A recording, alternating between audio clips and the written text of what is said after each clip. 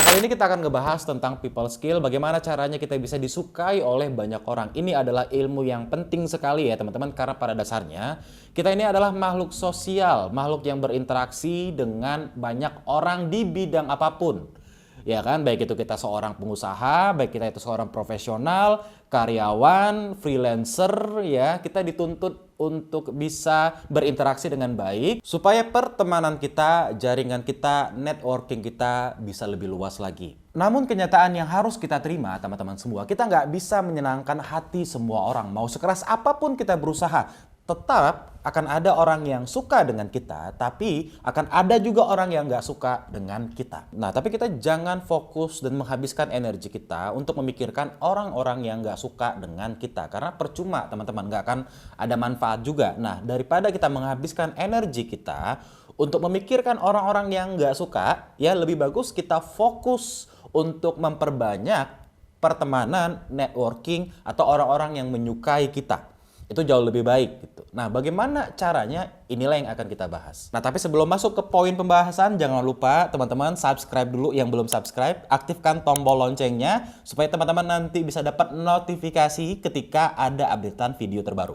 Kunci pertama, teman-teman, agar bisa disukai oleh orang lain, hindari perdebatan. Mau sepinter apapun kita, mau sejago apapun kita berdebat, kalau tujuannya kita mau membuat orang suka sama kita, maka hindarilah perdebatan. Karena perdebatan itu akan memicu rivalitas. Jadi bukannya memicu pertemanan, justru orang lain akan menganggap kita sebagai lawannya. Nah, mungkin teman-teman akan memenangkan sebuah perdebatan karena mungkin pengetahuan teman-teman luas atau teman-teman jago berdebat, tapi teman-teman akan kalah dalam memenangkan hati orang lain. Kemudian akan timbul pertanyaan, tapi kan kalau ini ada dalam meeting atau diskusi penting, misalkan kita mau mencari ide atau solusi gitu kan. Nah, sementara solusi dia dirasa kurang tepat, masa kita diem aja? Ada cara lain untuk menyampaikan ide atau gagasan kita tanpa harus mendebat orang lain. Saya ambil contoh, misalkan teman-teman adalah seorang karyawan di sebuah perusahaan dan teman-teman merasa gagasan yang disampaikan oleh atasan kita itu kayaknya kurang tepat aja gitu. Tapi karena di atasan kita jadi sungkan untuk mengkoreksinya. Ntar malah kalau kita koreksi, kita malah berdebat, dia malah nggak suka sama kita. Dan itu nanti kan bisa mempengaruhi karir kita di perusahaan tersebut kan. Nah, caranya adalah atur pilihan kata. Jangan menggunakan kata-kata yang menunjukkan dominasi dari diri kita. Misalkan contoh, tapi Pak, menurut saya lebih bagus itu yang seperti ini.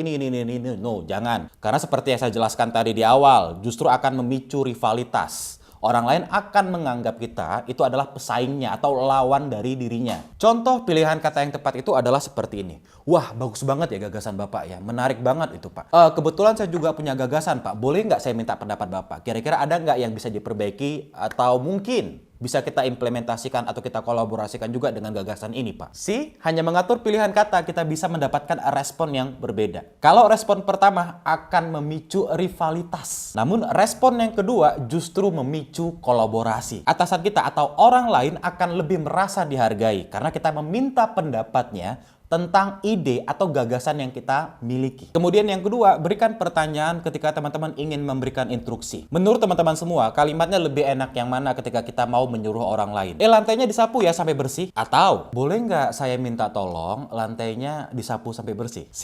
Bisa dirasakan perbedaannya teman-teman semua? Pilihan kata yang pertama itu ngebuat kita itu terlalu otoriter, merasa paling berkuasa. Dan itu akan membuat orang lain menjadi nggak nyaman ketika dimintai pertolongan ataupun dimintai bantuan. Seolah-olah dia itu adalah bawahannya kita. Tapi akan berbeda feel-nya teman-teman ketika kita memberikan pertanyaan terlebih dahulu untuk meminta bantuan dari orang lain. Orang akan merasa lebih dihargai di situ. Kenapa? Karena dia memiliki choice, dia memiliki pilihan. Tidak merasa sedang diatur ataupun tidak merasa sebagai seorang bawahan. Dan pada akhirnya dia akan mau membantu kita dengan senang hati. Kemudian yang berikutnya, usahakan untuk mengingat nama orang lain. Karena nama itu adalah sebuah mahkota bagi seseorang. Nah, ketika kita bisa mengingat nama orang lain, maka orang akan merasa lebih dihargai, lebih diakui. Nah, dan orang lain akan cenderung senang kepada kita jika kita bisa mengingat namanya dengan baik. Untuk itu, ketika teman-teman berkenalan dengan orang baru, apalagi itu adalah orang penting, partner bisnis kita, relasi kita, maka usahakan untuk mengingat namanya sebaik mungkin. Ketika ketemu lagi, ingat jangan lupa untuk menyebut namanya. Kemudian omongin ketertarikan orang lain. Nah, seringkali teman-teman kita tuh nggak bisa menahan diri. Ketika kita berbicara ataupun berkomunikasi dengan orang lain, kecenderungan kita bisa jadi adalah selalu membicarakan tentang diri kita, keunggulan yang kita miliki, atau hal-hal yang kita sukai. Itu hanya akan menyenangkan diri kita, tapi nggak akan membuat orang lain senang. Nah, orang lain akan menjadi senang dan suka kepada kita jika topik yang dibicarakan adalah topik-topik yang mereka juga sukai. Saya ambil contoh, mereka suka olahraga. Nah, kita bisa memulai pembicaraan ya terkait dengan topik-topik olahraga. Atau dia suka dengan musik, kita bisa mengangkat tema pembicaraan terkait dengan musik. Jadi kalau tujuannya teman-teman ingin membuat orang lain senang dan suka dengan kita, apalagi ini first impression, maka jangan terlalu banyak berbicara tentang diri sendiri. Justru lebih banyaklah berbicara tentang minat yang disukai oleh orang lain ataupun calon relasi kita. Itu akan membuat mereka cenderung lebih suka kepada kita. Kemudian yang terakhir, ringan memuji. Pujilah orang atas prestasi yang mereka miliki. Atau mulai dari hal yang terkecil, misalkan memuji penampilannya dia, atau apapun itu. Tapi pastikan pujian itu proporsional dan juga tulus apa adanya. Hindari memuji yang berlebihan atau dibuat-buat. Karena orang akan mempertanyakan dan kesannya nanti seperti jadi kayak penjilat aja gitu. Nah, dengan memuji secara tulus dan juga proporsional teman-teman semua, ini akan membuat daya tarik orang lain kepada kita menjadi semakin kuat.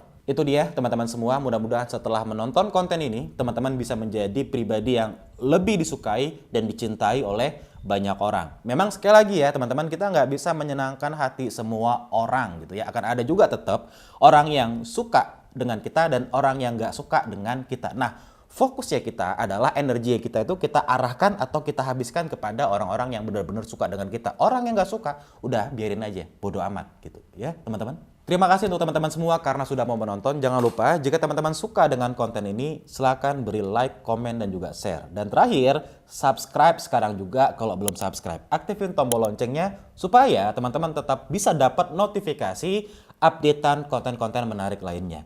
Saya Muhammad Zahri, izin pamit undur diri. Assalamualaikum warahmatullahi wabarakatuh. See ya.